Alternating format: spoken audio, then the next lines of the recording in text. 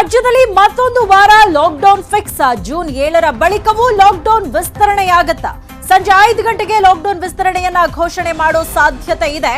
June 7ರ ಬಳಿಕವೂ lockdown ಅನ್ನ ವಿಸ್ತರಣೆ ಮಾಡಲಾಗತ್ತಾ? ಮತ್ತೊಂದು ವಾರ ರಾಜ್ಯ ಲಾಕ್ ಆಗೋದು ಫಿಕ್ಸ್.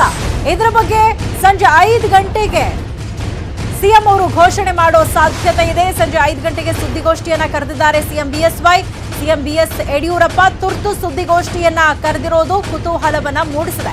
ಅಧಿಕೃತವಾಗಿ ಲಾಕ್ಡೌನ್ ಅನ್ನ ಘೋಷಣೆ ಮಾಡಲಿದ್ದಾರೆ ಸಿಎಂ ಅಂತ ಹೇಳಲಾಗ್ತಾ ಇದೆ. ಸೊ 1 ವಾರಗಳ ಕಾಲ ಮತ್ತೆ ಲಾಕ್ಡೌನ್ ಅನ್ನ ಮುಂದೂಡಿಕೆ ಮಾಡಲಾಗತ್ತಾ ಅಥವಾ 15 ದಿನ ಮಾಡ್ತಾರಾ? ಇದೆಲ್ಲದಕ್ಕೆ ಸಂಬಂಧಪಟ್ಟಂತೆ ಸಂಜೆ 5 ಗಂಟೆಗೆ ಒಂದು ಕ್ಲಾರಿಟಿ ಸಿಗಲಿದೆ. ನಿನ್ನೆ ಸಂಜೆ ಕೂಡ ಸಿಎಂ ಅವರು ಹಿರಿಯ ಅಧಿಕಾರಿಗಳು ಟಾಸ್ಕ್ ಫೋರ್ಸ್ ಸದಸ್ಯರ ಜೊತೆ ಮಾತಾಡಿದ್ರು, ಅವರ ಜೊತೆ ಚರ್ಚೆಯನ್ನ ನಡೆಸಿದ್ದಾರೆ. ಇವತ್ತು ಸಾಯಂಕಾಲ 5 ಗಂಟೆಗೆ ಸುದ್ದಿಗೋಷ್ಠಿಯನ್ನ ಕರೆದಿದ್ದಾರೆ ಸಿಎಂ ಅವರು. ಲಾಕ್ಡೌನ್ ವಿಸ್ತರಣೆಯಾಗತ್ತಾ ಅಥವಾ ಒಂದಷ್ಟು ಸಡಿಲಿಕೆಯನ್ನ ಮಾಡ್ತಾ ಅನ್ಲಾಕ್ ಮಾಡ್ತಾರಾ?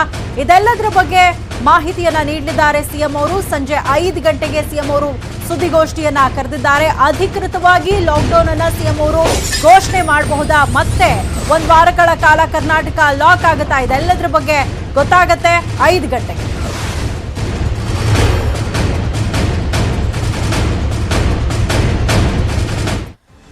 ಲಾಕ್ಡೌನ್ ವಿಸ್ತರಣೆಯಿಂದ ಮತ್ತೆ ಆರ್ಥಿಕ ಸಂಕಷ್ಟ ಉಂಟಾಗುತ್ತೆ. ಈಗಾಗಲೇ ಹಲವು ವಲಯಗಳಿಗೆ ಆರ್ಥಿಕ ಹೊಡೆತ ಆಗಿದೆ.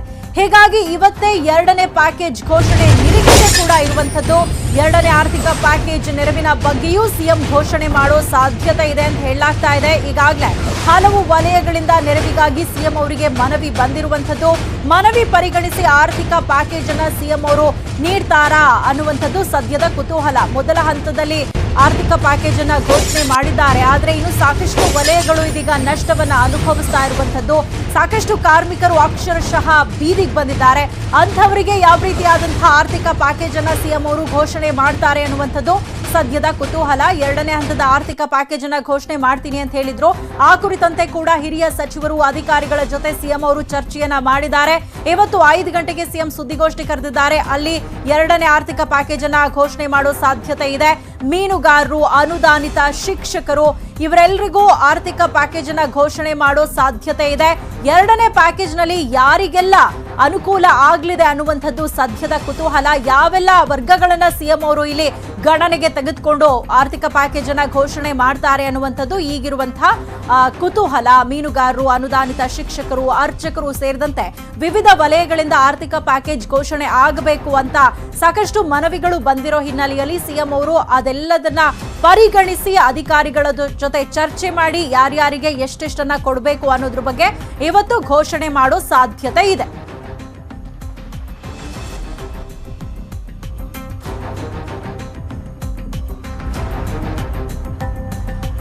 ಸಾಕಷ್ಟು ವಲಯಗಳಿಂದ ಸಿಎಂ ಅವರಿಗೆ ಮನವಿ ಬಂದಿತ್ತು, ನಮಗೂ ಕೂಡ ಆರ್ಥಿಕ ಪ್ಯಾಕೇಜ್ ಘೋಷಣೆ ಮಾಡಬೇಕು ಅಂತ. ಯಾಕಂದ್ರೆ ತಿಂಗಳಾನುಗಟ್ಲೆ ಇಡೀ ರಾಜ್ಯ ಲಾಕ್ ಆಗಿದ್ರಿಂದಾಗಿ ಆಲ್ಮೋಸ್ಟ್ ಎಲ್ಲಾ ವಲಯಗಳು ಕೂಡ ಸಾಕಷ್ಟು ನಷ್ಟವನ್ನ ಅನುಭವಿಸ್ತಾ ಇರುವಂತದ್ದು. ಸಾಕಷ್ಟು ಕಾರ್ಮಿಕರು ಅಕ್ಷರಶಃ ಬೀದಿಗೆ ಬಂದಿದ್ದಾರೆ. ಜೀವನ ನಿರ್ವಹಣೆಗೂ ಕಷ್ಟವಾಗಿರುವಂತಹ ಇಂತಹ ಪರಿಸ್ಥಿತಿಯಲ್ಲಿ ಸರ್ಕಾರದ ನೆರವಿನ ನಿರೀಕ್ಷೆಯಲ್ಲಿದ್ದಾರೆ ಅವರೆಲ್ಲರೂ ಸಿಎಂಗೆ ಮನವಿಯನ್ನ ಮಾಡಿದ್ದಾರೆ. ಇದೆಲ್ಲವನ್ನ ಪರಿಗಣಿಸಿ ಸಿಎಂ ಅವರು ಇವತ್ತು 2ನೇ ಆರ್ಥಿಕ ಪ್ಯಾಕೇಜ್ ಅನ್ನ ಘೋಷಣೆ ಮಾಡಲಿದ್ದಾರೆ. ಆದ್ರೆ ಯಾರ್ಯಾರಿಗೆ ಎಷ್ಟೆಷ್ಟು ಆರ್ಥಿಕ ಪ್ಯಾಕೇಜ್ ಹೋಗುತ್ತೆ ಅನ್ನುವಂಥದ್ದು ಸದ್ಯದ ಕುತೂಹಲ. ಈ ಬಗ್ಗೆ ಹೆಚ್ಚಿನ ಡೀಟೇಲ್ಸ್ ಪಡ್ಕೊಳ್ಳೋಣ. ನಮ್ಮ political bureau chief Chidanand Patel ಇದೀಗ ನಮ್ಮ ಜೊತೆ ನೇರ ಸಂಪರ್ಕದಲ್ಲಿ ಜಾಯ್ನ್ ಆಗಿದ್ದಾರೆ. ಚಿದಾನಂದ್, ನಿನ್ನೆ ಕೂಡ ಸಿಎಂ ಅವರು ಸಾಕಷ್ಟು ಚರ್ಚೆಯನ್ನ ಮಾಡಿದ್ರು ಆರ್ಥಿಕ ಪ್ಯಾಕೇಜ್ ಘೋಷಣೆ ಬಗ್ಗೆ. ಅದರ ಜೊತೆಗೆ ಲಾಕ್ಡೌನ್ ಅನ್ನ ಮುಂದುವರಿಸಬೇಕಾ, ಅನ್ಲಾಕ್ ಮಾಡೋದಾದ್ರೆ ಯಾರ್ಯಾರಿಗೆ ಮೊದಲ ಹಂತದಲ್ಲಿ ರಿಯಾಯಿತಿಯನ್ನ ಕೊಡಬೇಕು, ಇದೆಲ್ಲದರ ಬಗ್ಗೆ ಚರ್ಚೆ ಆಗಿದೆ. ಇವತ್ತು 5 ಗಂಟೆಗೆ ಸುದ್ದಿಗೋಷ್ಠಿ ಕರೆದಿದ್ದಾರೆ. ಈ ಸುದ್ದಿಗೋಷ್ಠಿಯಲ್ಲಿ ಸಿಎಂ ಅವರು ಯಾವ್ಯಾವ ವಿಚಾರಗಳನ್ನ ಮಾತಾಡ್ತಾರೆ ಅನ್ನುವಂಥದ್ದು ಸದ್ಯದ ಕುತೂಹಲ.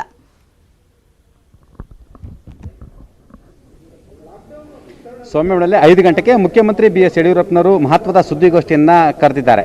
ಪ್ರಮುಖವಾಗಿ ಆರಂಭದ ಮೊದಲ ಪ್ಯಾಕೇಜ್ನಲ್ಲಿ ಬಹಳಷ್ಟು ತಳ ಸಮುದಾಯ ಮತ್ತು ಶ್ರಮಿಕ ವರ್ಗವನ್ನು ಕೈಬಿಟ್ಟಿರುವ ನಟಿ ಸರ್ಕಾರದ ವಿರುದ್ಧ ಆಕ್ರೋಶವನ್ನು ಕೂಡ ವ್ಯಕ್ತಪಡಿಸಲಾಗಿತ್ತು. ಮತ್ತು ಸ್ವತಃ ಸಂಪುಟದ ಸಹೋದ್ಯೋಗಿಗಳಿಗೆ ಕೂಡ ಪ್ಯಾಕೇಜ್ನಲ್ಲಿ ತಾರತಮ್ಯ ಆಗಿದೆ. ತಳ ಸಮುದಾಯ ಮತ್ತು ಕೆಳ ಸಮುದಾಯವನ್ನು ಬಿಟ್ಟುಬಿಟ್ಟಿದ್ದಾರೆ, ಬಹಳಷ್ಟು ವರ್ಗಗಳನ್ನು ಕೈಬಿಟ್ಟಿದ್ದಾರೆ ಅಂತ ಹೇಳಿ ಮುಖ್ಯಮಂತ್ರಿಗಳಲ್ಲಿ ಮನವಿಯನ್ನು ಕೂಡ ಮಾಡ್ಕೊಂಡಿದ್ದಾರೆ. ಅಲ್ಲದೆ ಅನೇಕ ಸಂಘಟನೆಗಳ ಮುಖ್ಯಸ್ಥರು ಕೂಡ ಮುಖ್ಯಮಂತ್ರಿಗಳನ್ನ ಭೇಟಿಯಾಗಿ ತಮ್ಮ ವರ್ಗಗಳಿಗೆ ಅನ್ಯಾಯ ಆಗಿದೆ ಅಂತೇಳಿ ಮನವಿಯನ್ನು ಕೂಡ ಕೊಟ್ಟಿದ್ರು. ಪ್ರಮುಖವಾಗಿ ಚಿತ್ರ ಕಲಾವಿದರನ್ನ ತಾವು ಸರ್ಕಾರ ಗಮನಿಸಬೇಕು ಮತ್ತು ಸರ್ಕಾರ ಅವರಿಗೆ ನೆರವಿಗೆ ನಿಲ್ಲಬೇಕು. ಕಳೆದ 6 ತಿಂಗಳಿಂದಲೂ ಕೂಡ ಕೆಲಸ ಇಲ್ಲದಲ್ಲಿ ಎಲ್ಲರೂ ಕೂಡ ಮನೆಯಲ್ಲಿ ಕುಳಿತಿದ್ದಾರೆ. ಅವರೆಲ್ಲರೂ ಕೂಡ ಜೀವನ ನಡೆಸೋದು ದುಸ್ತರ ಆಗಿದೆ ಅಂತ ಹೇಳಿ ಚಿತ್ರ ನಿರ್ಮಾಪಕ ಬಾಮಾ ಹರೀಶ್ ನೇತೃತ್ವದಲ್ಲಿ ಒಂದು ತಂಡ ಮುಖ್ಯಮಂತ್ರಿಗಳನ್ನ ಭೇಟಿ ಮಾಡಿ ಒತ್ತಾಯವನ್ನು ಮಾಡಿತು. ಇನ್ನ ಪ್ರಮುಖವಾಗಿ ಕರಾವಳಿ ಭಾಗದಲ್ಲಿ ಮೀನುಗಾರರ ಸಮಸ್ಯೆ ಬಹಳಷ್ಟು ಇರುವಂತದ್ದು. ಕಳೆದ 3 ತಿಂಗಳಿಂದಲೂ ಕೂಡ ಮೀನುಗಾರರು ಮೀನುಗಾರಿಕೆಯನ್ನು ನಿಲ್ಲಿಸಿರುವಂತದ್ದು, ಸಂಪೂರ್ಣವಾಗಿ ನಿಲ್ಲಿಸಿರುವಂತದ್ದು. ಮತ್ತೆ ಇದೀಗ ಮುಂಗಾರು ಆರಂಭವಾಗುತ್ತೆ. ಮುಂಗಾರು ಆರಂಭವಾದ್ರೆ ಮತ್ತೆ 3 ತಿಂಗಳು ಸಮುದ್ರಕ್ಕೆ ಇಳಿಲಿಕ್ಕೆ ಸಾಧ್ಯ ಇಲ್ಲ. ಹಾಗಾಗಿ ಮೀನುಗಾರರ ಪರಿಸ್ಥಿತಿ, ಅವರ ಕುಟುಂಬ ನಡೆಸುವುದು ಕೂಡ ದುಸ್ತರ ಆಗಿದೆ ಮತ್ತು ಅವರ ಬದುಕು ಶೋಚನೀಯವಾಗಿದೆ. ಅವ್ರಿಗೂ ಕೂಡ ವಿಶೇಷವಾದ ಪ್ಯಾಕೇಜ್ ಅನ್ನು ಘೋಷಣೆಯನ್ನು ಮಾಡಬೇಕಂತ ಹೇಳಿ ಮೀನುಗಾರರ ಪರವಾಗಿ ಅನೇಕ ಸಂಘಟನೆಗಳು ಮತ್ತು ಸಚಿವರುಗಳು ಒತ್ತಾಯವನ್ನು ಹಾಕಿದ್ರು. ಇನ್ನ ಪ್ರಮುಖವಾಗಿ ಕೆಲವೊಂದು ನೇಕಾರ ವರ್ಗ ಇರ್ಬೋದು, ಉಪ್ಪಾರ ವರ್ಗ ಇರ್ಬೋದು, ಅನೇಕ ಸಣ್ಣ ಸಣ್ಣ ಕಸುಬುದಾರಿಕೆ ಮಾಡ್ತಕ್ಕಂಥವರಿಗೆ ಕೂಡ ಸರ್ಕಾರ ಪ್ಯಾಕೇಜ್ನಲ್ಲಿ ಅವರನ್ನ ಸೇರಿಸಿಲ್ಲ ಅನ್ನೋದು ಕೂಡ ಎಲ್ಲೊಂದು ಕಡೆ ಆರೋಪ ಕೇಳಿ ಬಂದಿತ್ತು. ಈ ಎಲ್ಲ ಹಿನ್ನೆಲೆಯಲ್ಲಿ ಮುಖ್ಯಮಂತ್ರಿ BS ಯಡಿಯೂರಪ್ಪನವರು ಇವತ್ತು 2ನೇ ಪ್ಯಾಕೇಜ್ ಅನ್ನು ಘೋಷಣೆ ಮಾಡಲಿದ್ದಾರೆ.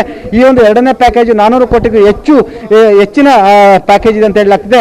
ಒಂದಷ್ಟು ಪ್ರಮುಖವಾಗಿ ನೆರವನ್ನು ನೀಡಲಿದ್ದಾರೆ ಅಂತ ಹೇಳಲಾಗ್ತಿದೆ. ಇದರ ಬೆನ್ನಲ್ಲೇ ಸೌಮ್ಯ ಮಳೆಯಲ್ಲಿ ಮುಖ್ಯಮಂತ್ರಿ BS ಯಡಿಯೂರಪ್ಪನವರು ಲಾಕ್ಡೌನ್ ವಿಸ್ತರಣೆ ಸಂಬಂಧಪಟ್ಟ ಕೂಡ ಇವತ್ತೇ ಅನೌನ್ಸ್ ಮಾಡೋ ಸಾಧ್ಯತೆ ಇದೆ ಅಂತ ಹೇಳಲಾಗ್ತಿದೆ. ಯಾಕಂತ ಹೇಳಿದ್ರೆ ಜೂನ್ 7ಕ್ಕೆ ಲಾಕ್ಡೌನ್ ಅಂತ್ಯ ಆಗ್ತದೆ. ನಂತರ ಮತ್ತೆ 7 ದಿನಗಳ ಕಾಲ ಲಾಕ್ಡೌನ್ ಅನ್ನು ಮುಖ್ಯಮಂತ್ರಿಗಳು ಘೋಷಣೆ ಮಾಡುವಂಥದ್ದು. ಜೂನ್ 15ರ ಬೆಳಿಗ್ಗೆ 6 ಗಂಟೆವರೆಗೂ ಕೂಡ ಲಾಕ್ಡೌನ್ ಅನ್ನು ವಿಸ್ತರಣೆ ಮಾಡಲಿದ್ದಾರೆ.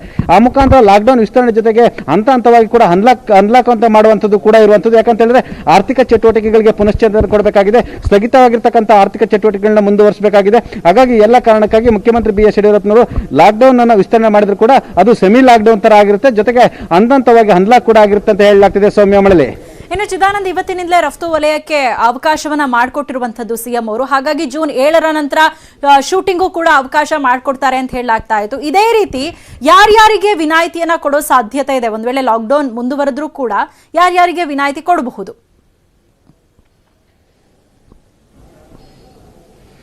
ಸೌಮ್ಯ ಮಳಲಿ, ಈ ಕಿರುತೆರೆ ಧಾರಾವಾಹಿಗಳ ಮತ್ತು ರಿಯಾಲಿಟಿ ಶೋಗಳ ಶೂಟಿಂಗಿಗೆ ಪ್ರಮುಖವಾಗಿ ಮುಖ್ಯಮಂತ್ರಿ BS ಯಡಿಯೂರಪ್ಪನವರು 7ನೇ ತಾರೀಕು ನಂತರ ಅವಕಾಶವನ್ನು ಕಲ್ಪಿಸ್ತಾರೆ. ಅದು ಸ್ಟುಡಿಯೋಗಳಲ್ಲಿ ಮತ್ತು ಇಂಡೋರ್ ಶೂಟಿಂಗ್ ಮಾತ್ರ ಅವಕಾಶ ಕೊಡ್ತಿದ್ರು. ಅದರಲ್ಲೂ ಕೂಡ ಒಂದಷ್ಟು ಮಾರ್ಗಸೂಚಿಯನ್ನು ಹೊರಡಿಸಲಾಗುತ್ತೆ. ಆ ಮುಖಾಂತರ ಸಾವಿರಾರು ಕಿರುತೆರೆಯ ಕಲಾವಿದರುಗಳು ಏನು ಧಾರಾವಾಹಿ ಮತ್ತು ಶೂಟಿಂಗ್ ಚಿತ್ರೀಕರಣದಲ್ಲಿ ಭಾಗವಹಿಸುತ್ತಲೇ ಬಹಳಷ್ಟು ಜನರಿಗೆ ಕಷ್ಟ ಆಗಿದ್ದಂತೆ ಎಂಬ ಮಾತು ಕೂಡ ಕೇಳಿ ಬಂದಿತ್ತು. ಈ ಎಲ್ಲ ಹಿನ್ನೆಲೆಯಲ್ಲಿ ಒಂದಷ್ಟು ಏನು ಧಾರಾವಾಹಿ ಸಂಬಂಧಪಟ್ಟ ಹಾಗೆ ಒಂದಷ್ಟು ಹಾಗೆ ಸಂಪರ್ಕದಲ್ಲಿರಿ. ಈ ಬಗ್ಗೆ ಮಾತನಾಡೋದಕ್ಕೆ ಫಿಲ್ಮ್ ಚೇಂಬರ್ ಅಧ್ಯಕ್ಷರಾಗಿರುವಂತಹ ಜಯರಾಜ್ ಅವರು ನಮ್ಮ ಜೊತೆ ದೂರವಾಣಿ ಸಂಪರ್ಕದಲ್ಲಿ ಜಾಯ್ನ್ ಆಗಿದ್ದಾರೆ. ಸರ್ ನಮಸ್ತೆ. ನಮಸ್ತೆ ಮೇಡಮ್. ಇಡೀ ವಿಶ್ವವೇ ಈಗ ನಷ್ಟ ಅನುಭವಿಸ್ತಾ ಇರೋದು, ಅದರಲ್ಲೂ ಕೂಡ ಚಿತ್ರರಂಗ